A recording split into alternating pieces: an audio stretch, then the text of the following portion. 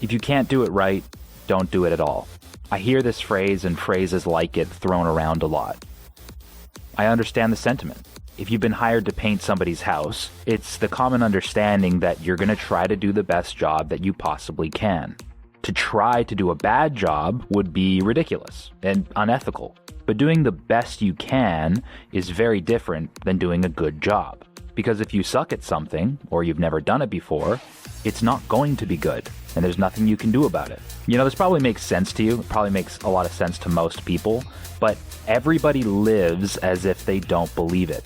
They don't think that it applies to them. For instance, they won't go to the gym because they're weak, and they think that everybody at the gym will be watching how weak they are, how pathetic they are. They feel like they're going to be judged for being weak and never having gone to the gym. Like they think they're supposed to already be jacked, or they go to the gym to kind of prove to everybody they're not that weak. But it's like, bro, you're not strong, and that's okay. You know, people won't do piano lessons as an adult because some freak kid from their third grade class was playing Rachmaninoff shortly after exiting the womb. It's like we do anything we can to run from the fact that we're probably going to suck at most things, and we don't want anyone to find out. And honestly, it makes perfect sense why we have a tendency to do this. When we were kids, we'd get made fun of at school for being bad at kickball, or for running slow, or for having acne. And sometimes we get made fun of for being good at something, but that thing happened to be nerdy,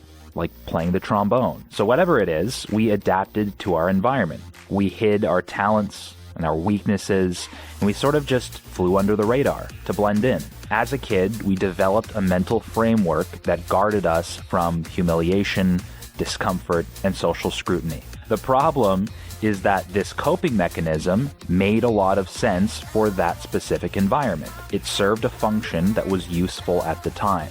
But problems start to arise when we remain unconscious to the fact that we made that mental framework so early. Problems start to arise when we bring a mental framework or a philosophy from one environment into another environment, even though it may not be applicable or helpful any longer. So many of us still act and think like school children when we haven't been in school in decades. We remain terrified of social scrutiny, and it prevents us from doing anything that we aren't already good at. Which, I mean, if we've been thinking this way since school, we're probably not good at much. We don't want to be made fun of for not being good or successful, but made fun of by who?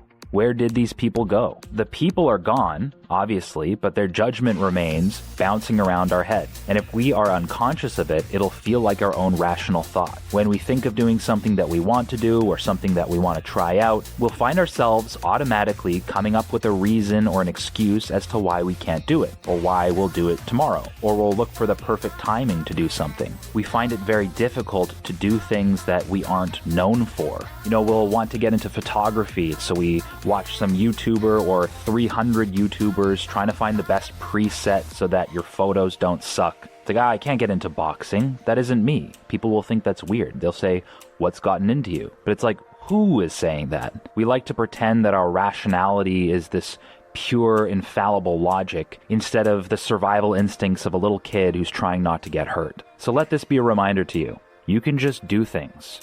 Doesn't have to be good. If you know that something is good for you, or if it's a skill you want to develop, or there's no serious moral qualms with the thing that you're about to do, then do it. Most of the internal dialogue that would prevent you from doing what you want to do doesn't matter. You can act anyways. You can do things that are uncomfortable or unnatural or something that you wouldn't normally do. And if you've never done it before, it's probably not going to be good. It was never going to be good, and it never had to be.